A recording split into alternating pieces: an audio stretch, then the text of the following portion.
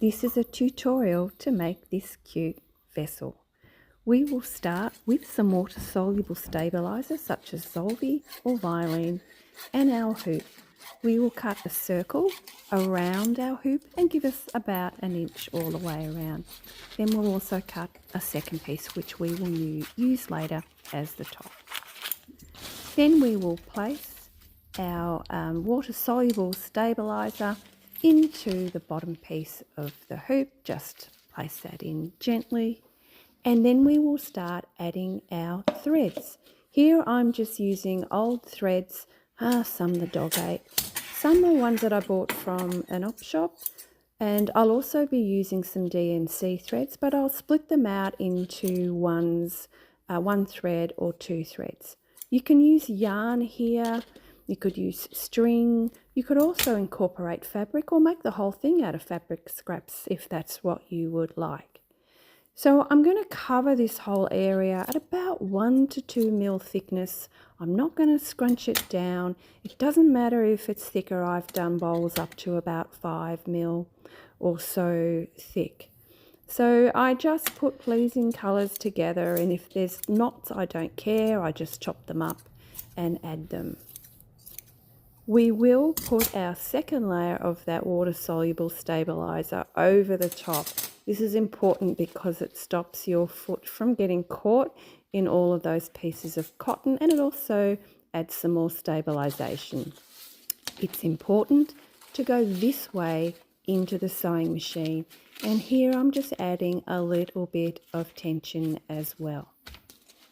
It's important that your sewing machine is set up for free motion sewing, which means you drop your feed dogs and you also use a darn method. I'm doing a stipple stitch. You could do figure eights, you could do circles, you could do zigzags. My stipple stitch is just me meandering around the hoop. I make sure that I go up to the hoop edges. If I knock on those edges, it doesn't matter.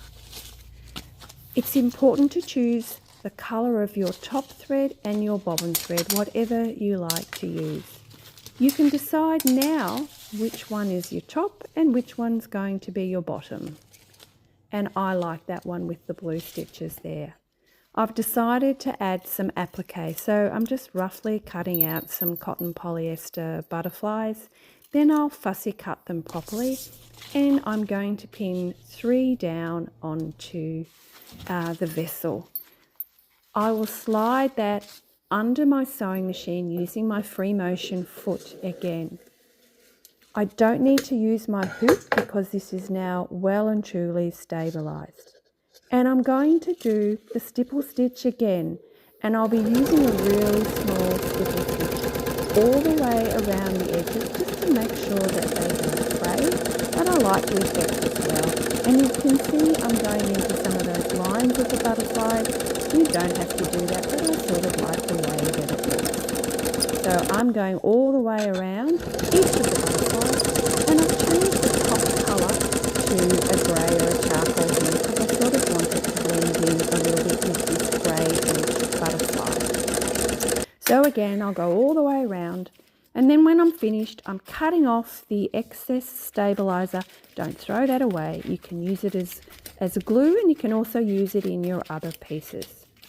The next step is to wash or rinse the whole product, but I'm just checking here first that I've got the right mould, and I'm using a plastic yogurt container. You can use anything, including bowls, polystyrene, balls, and even mortar containers.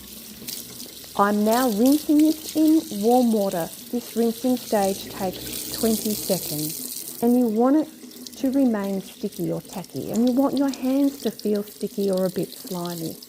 And as you can see, all I'm doing is just rubbing it gently under the warm water. I will scrunch it up in my hands to get all of the excess water out, and I'm doing that now. And now I'm just opening it up because I want it sort of back into its circular shape, and I want those cotton pieces, those cotton threads at the end, to be part of my overall design. So I will now place that back onto its mould, just the yogurt container, and smooth it down all the way around, making sure I'm happy with the positioning. So here I am, just smoothing it down.